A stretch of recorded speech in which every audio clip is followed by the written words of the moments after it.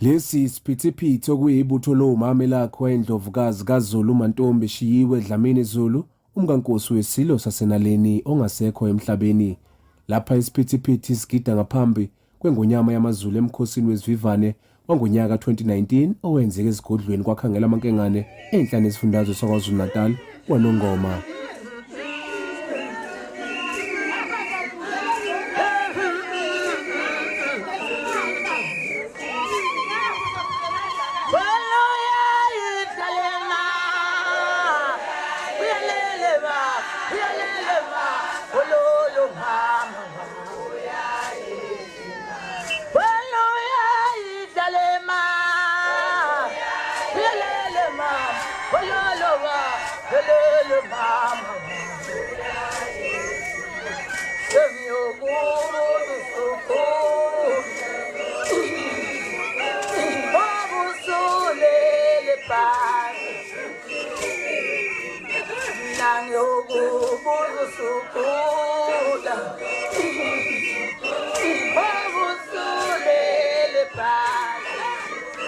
Lo mkhosi wenziwa ngenyanga yabesifazane uNcwaba okuyuphawu okuhloswe ngalokuba kufundiswe kuphinde bathuthukiswe kwezokuhola, ukufunda ukuzigqaja nokwazi imvelaphi namasiko wabo. Inkosi yaseMadungeni, inkosi uChiliza, indlunkulu kaZulu, abantwana baseSwatini kanye nabaholi besifazane balesifundazwe babehambele lo mkhosi wesiVivane. Yilowo ongqongqoshe wezamaciko namasiko uNkosazane Hlengwe Mavimbela, ongqongqoshe wezempilo uNkosazane Nomagugu Simelane, isiphithiphithi sokhozi uDudu Lady Dikhoza kanye nolilunga lephalamende uMntwana Phumzile Buthelezi. uMntwana Phumzile uncuse ukuba abesifazane bavuselele imisebenzi eyenziwe ngezandla ngoba iyona ngumgogodla umnotho wabo. Uthi ugogo wakhe uMntwana Magogo weSilo sasoSuthu wamfundisa okuningi okwenziwa ngezandla, nalamhlanje usenakho akagoge okwenziwa nguye ugogo wakhe.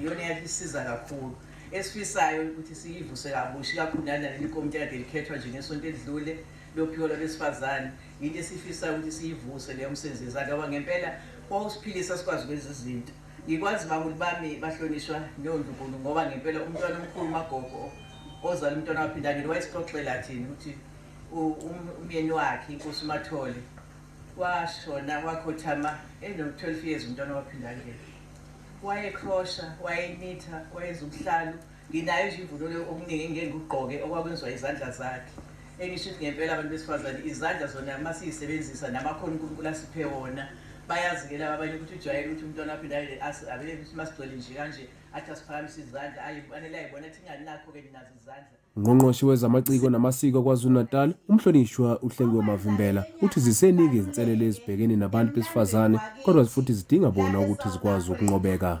Yingoba amakhosikazi eminyaka asendulela ngo-1956 ayengaphezulu kwethuke, kwangakabikho ama-cellphones nama-telegrams aseyindlala, ney'ngcingo lezi eyizigwedlwayo zazinzima, kodwa bakwazi ukuhlangana baba u-20,000 babheka ePitoli bayobhekana ngqo nombuso wangaleso sikhathi wondlebe zikhanya ilanga, ngoba okwehlula amadoda kuyabikwa, kubikwa kubantu besifazane.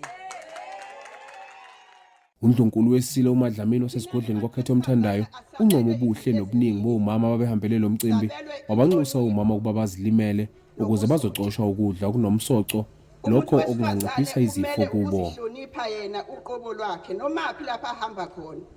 Inhlonipho idingekile. Nasekhaya emndenini lapha agane khona. Inhlonipho idingekile. Kangangokuthi umuntu wesifazane uma ekhuluma nomuntu wesilisa uthi ukugoba kancane athi wephuka. Angikhulumi-ke mayisekhuluma nomyeni wakhe, idolo lihlala phansi. Inhlonipho leyo esabelwe yona thina Isilo samabandla wonke inkosi uGudu Zilton kaBhekuzulu yancoma abesifazane yaphakamisa namandla akubo eveza nomlando ngenye yezinto ezikhomba amandla akubo njengembokode yafisa ubuholi obungcono kanye nemfundo engcono kwabesifazane. Isilo saphinde sancoma umsebenzi owenziwa ingonyama yakwadla amahlahla uMaphumzana kaDenzulu ukuba ingathengisi ngezwe noma sebekhona bayinonisela ngemali kodwa ikhethe umhlabathi njengoyuhlanga kubantu bakwaZulu. Uthi nomkhulu wami Nkosi yakwadla amahlahla uMaphumzana Solomon kaDenzulu umqala jubele yabaleke wome ngoma ke ekhaza amajaji wona ngomncede yonke lesifese ngawo unogwashoshizi nje zasondini ukuthi abelungu babeka isaka lemali ngapha nesaka lenhlabathi ngapha bathi akakhetha kuthandayo wakhetha inhlabathi kunemali nobaba ngokunjalo akayivumelanga inqubo yabamhlophe. Mina sengingashintsha kanjani ezinyathelweni zobaba nobaba mkhulu nakinike ezulu ngithi bhekani kimi bukani ukuthi nginyathela ngiyangaphi kulolu daba engikho ngiyazi ukuthi akuyona into yomuntu ngiyazi futhi ukuthi nabaniniyo bayakwazi ukuziphendulela ezitheni kokunye kabadingi mina ukuthi ngenze okuthile bavele bangiphendulele ngendlela yabo engingayazi nami labo umkhulu bami bangizwa abangamaZulu ukuthi ngithini bangisho ngaphandle ke mase bangenwa zihlono neindlebeni woma kulempela sonto ngifisa nizinike isikhathi esanele sokumunyunga ngoba umqoka bomhlaba kini namuhla nakuzizukulwane zenu ilungelo lenu kwenza njalo. Lenyanga kaNcwaba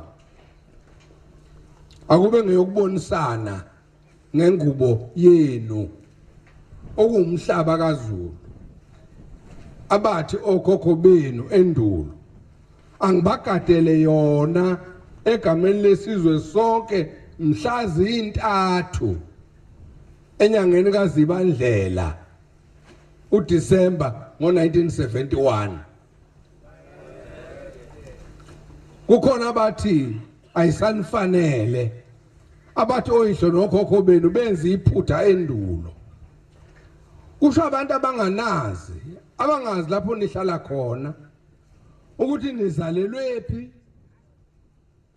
nikhulelephi. Isilo sithi lenyanga kaNcwaba akube inyanga yokubonisana ngengubo kaZulu okungumhlaba wabantu walula ngokhokho babo. Ezindabeni zeGTV isiboniso kwaButhelezi.